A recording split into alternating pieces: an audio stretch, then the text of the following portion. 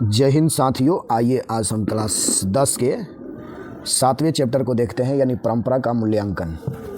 परंपरा का मूल्यांकन चैप्टर का नाम है, यानी 7 पार्ट है। हमारे क्लास 10 का हिंदी का 7वां चैप्टर का है, जो अगले पिछले जो क्लास में 6 चैप्टर का हम लोग ऑब्जेक्टिव देख लिए थे। अब 7वें चैप्टर का ऑब्जेक्टिव आज देखेंगे। ठीक है, लगन ज़्यादा है इसलिए हल्ला जो बहुत ज़्यादा है। आइए देखते हैं। 1 नंबर है, अर्थशास्त्री शर्मा का जन्म कब हुआ था। माने इस परंपरा का मूल्यांकन जो है, आकलन जो है, इसका लेखक जो है उसका जन्म कब हुआ था। 1910, 1920, 1912 और 1935।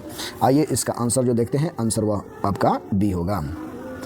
अगला नंबर आता है, स्टेडियम शर्मा ने एमए किस विषय में लिखा था, किस विषय में किया था। यानी हमारे इस परंपरा का मूल्यांकन का जो चैप्टर है उसका लेखक एमए किस वर्ष मैंने किस में किया था, किस विषय में। ए हिंदी, बी अंग्रेजी, सी इतिहास, डी समाजशास्त्र। आंसर जो होगा आपका बी होगा। अगला क्वेश्चन देखते हैं, सेठी शर्मा का निधन कब हुआ। इनका निधन कब हुआ। आइए देखते हैं। A option 2000, B 1998, C 1995, D 2005। आपका आंसर जो होगा वह आपका ए होगा। अगला सवाल आपको देखते हैं, 4 नंबर सवाल है, सेठी शर्मा ने पीएचडी कहाँ से की। ए इलाहाबाद विश्वविद्यालय, बी बनारस हिंदू विश्वविद्यालय, सी लखनऊ विश्वविद्यालय, डी दिल्ली विश्वविद्यालय। आपका जो आंसर होगा 5 का, यानी 4 का जो आंसर होगा वो आपका सी होगा। 5वें नंबर सवाल है, शर्मा ने किस संस्था में निदेशक पद पर कार्य किया। यानी हिंदी विद्यापीठ आगरा, केंद्रीय हिंदी संस्थान, साहित्य अकादमी, डी नेहरू विज्ञान केंद्र। यानी 5वां का जो आंसर होगा वो आपका ए होगा। 6ठा नंबर सवाल है, शर्मा की कौन सी रचना नहीं है। ए निराला की साहित्य साधना, बी भाषा और समाज, सी रामचरितमानस, डी घर की बात। आइए 6 का जो आंसर होगा वो आपका सी होगा। 7वें नंबर सवाल है, परंपरा का आकलन यानी परंपरा का मूल्यांकन पाठ किस पुस्तक से है। ए निराला की साहित्य साधना, बी भाषा और समाज, सी परंपरा और आकलन, डी घर की बात। आंसर जो होगा 7 का वह आपका सी होगा। परंपरा का आकलन लेखक के अनुसार साहित्य में किसका ज्ञान आवश्यक है। ए आर्थिक जीवन, बी परंपरा, सी राजनीतिक, डी विज्ञान। यानी 8 का जो आंसर होगा वह आपका बी होगा। परंपरा लेखक के अनुसार साहित्य की गुणवत्ता क्या नहीं है। ए सिद्धांत, बी कला, सी परंपरा, डी राजनीति। यानी 9 का जो आंसर होगा वो आपका ए होगा। 10वें नंबर सवाल को देखते हैं कि 10वां नंबर सवाल क्या है। 10वें नंबर सवाल है, लेखक ने किस देश के बर्तनों का उदाहरण दिया है। A Bharat, B Europe, C America, D रूस। यानी 10 का जो आंसर होगा वो आपका बी होगा। 11 नंबर सवाल है, किस देश में साहित्य परंपरा के ज्ञान से सांस्कृतिक एकता बनी हुई है। A Bharat, B America, C England, D रूस। यानी हमारा जो 11 का आंसर होगा वह आपका ए होगा। 12 नंबर सवाल, लेखक के अनुसार कौन सा साहित्य अधम कोटि होता है। ए प्रगतिशील, बी नकल हुआ, सी मूल बातें, डी प्राचीन। यानी 12 का जो आंसर होगा वो आपका बी होगा। 13 नंबर सवाल को देखते हैं। 13 नंबर सवाल क्या है। 13 नंबर सवाल है, लेखक के अनुसार साहित्य का कौन सा पक्ष प्रतिष्ठित है। ए सिद्धांत, बी आर्थिक पक्ष, सी इंद्रिय बोध और भावनाएं, डी समाज। 13 का जो आंसर होगा वो आपका बी होगा। 14 नंबर सवाल है, आदिवासी आक्रमण के समय रूसी जाति ने अपनी साहित्य परंपरा का स्मरण कैसे किया। ए नेपोलियन, बी हिटलर, सी स्टालिन, डी चार्ल्स। यानी 14 का जो आंसर होगा वो आपका बी होगा, हिटलर। 15 नंबर है, रूसी क्रांति वर्ष किस वर्ष हुई थी। ए 1917, बी 1919, सी 1920, डी 1935। यानी आपका जो आंसर होगा 15 का वो आपका ए होगा, 1917। अगला क्वेश्चन है, रूसी क्रांति के बाद किसका संबंध मजबूत हुआ। ए रूसी और अमेरिका, रूसी और गैर गर्जियन फोर्सेस का, सी रूस और चीन का, डी रूस और भारत का। यानी 16 का जो आंसर होगा वो आपका बी होगा। 17 नंबर सवाल है, लेखक के अनुसार कौन सा देश कभी राष्ट्र नहीं बना। A England, B France, C Europe, D Germany. 17 का जो आंसर होगा वो आपका सी होगा। 18 नंबर सवाल है, भारत की राष्ट्रीयता किसका देन है। ए राजनीति, बी साहित्य और संस्कृति, सी विज्ञान, डी सेना। यानी 18 का जो आंसर होगा वो आपका बी होगा, साहित्य और संस्कृति। आइए 19 नंबर सवाल को देखते हैं। 19 नंबर सवाल है, लेखक ने किस भारतीय ग्रंथों को राष्ट्रीय एकता का प्रतीक माना है। ए वेद और पुराण, बी रामायण और महाभारत, सी उपनिषद, डी गीता और भागवत। 19 का जो आंसर होगा वो आपका बी होगा। 20 नंबर है, लेखक के अनुसार समाजवाद की आवश्यकता क्यों है? ए राष्ट्रीय विकास के लिए, बी सांस्कृतिक एकता के लिए, आर्थिक संतुलन के लिए, राजनीतिक स्थिरता के लिए।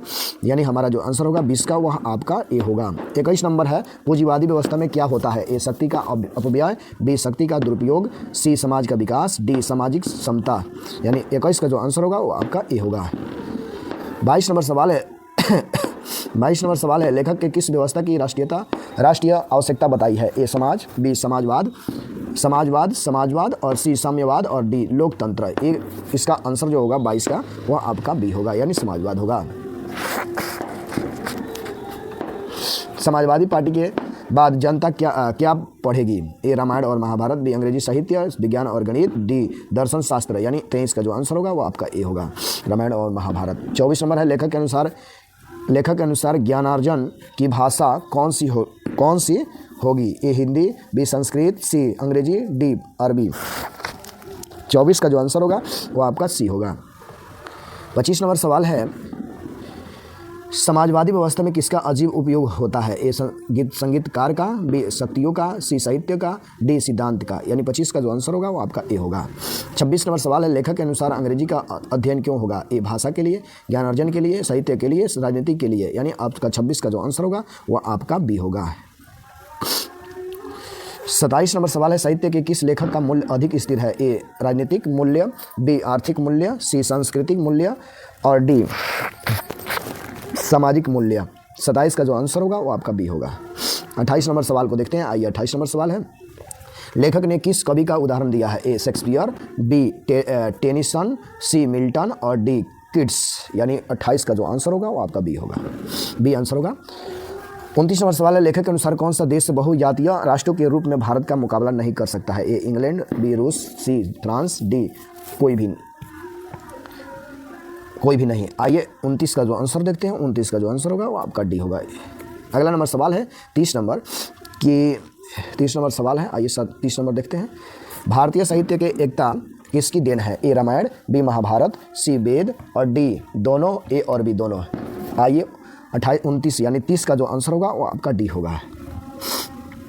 31 नंबर सवाल है, भारत में समाजवादी व्यवस्था का आगमन क्या होगा? ए राष्ट्रीय अस्मिता, बी आर्थिक स्थिति, सी राजनीतिक स्थिरता और डी सांस्कृतिक समता। 31 का जो आंसर होगा वो आपका ए होगा। 32 नंबर सवाल को देखते हैं। लेखक के अनुसार किस व्यवस्था में शक्ति का प्रभाव होता है? ए समाजवाद, बी साम्यवाद, सी समाजवाद और डी लोकतंत्र। यानी 32 का जो आंसर होगा वो आपका सी होगा। 33 नंबर सवाल को देखते हैं। 33 नंबर सवाल है कि लेखक के अनुसार समाजवाद किसकी राष्ट्रीय आवश्यकता है? A America, B Bharat, C England और डी चीन। यानी 33 का जो आंसर होगा वो आपका बी होगा, भारत। 34 नंबर है, लेखक के अनुसार कौन सा साहित्य श्रेष्ठ है? मौलिक साहित्य, बी मौलिक साहित्य, सी प्रगतिशील साहित्य, डी इनमें से कोई उत्तर नहीं, इनमें से कोई नहीं। आइए आंसर देखते हैं। 34 का जो आंसर होगा वो आपका ए होगा, मौलिक साहित्य। 35 नंबर सवाल है कि शास्त्रज्ञ परंपरा से क्या होता है? ए प्रगतिशील आलोचना का विकास, बी साहित्य का विकास, सी सांस्कृतिक पतन, डी समाजवाद का विकास, समाज का विकास। यानी हमारे 35 का जो आंसर होगा वो आपका ए होगा। 36 नंबर सवाल को देखते हैं। 36 नंबर सवाल है, लेखक ने समाज को किस व्यवस्था की आवश्यकता बताई है? ए साम्यवाद, बी समाजवाद, सी समाजवाद, डी तानाशाही। यानी आइए 36 का जो आंसर होगा वो आपका बी होगा, समाजवाद। अगला नंबर सवाल को देखते हैं। लेखक के अनुसार साहित्य का कौन सा पक्ष प्रतिष्ठित होता है? ए राजनीतिक पक्ष, बी सांस्कृतिक पक्ष, आर्थिक पक्ष और डी सांस्कृतिक पक्ष। यानी हमारा जो आंसर होगा वह आपका 37 का डी होगा। 38 नंबर सवाल है, लेखक के अनुसार किससे साहित्य की धारा बदल सकती है? ए परंपरा के ज्ञान से, बी राजनीतिक से, सी विज्ञान से, डी इतिहास से। यानी 38 का जो आंसर होगा वह आपका 38 का जो आंसर होगा वो आपका ए होगा।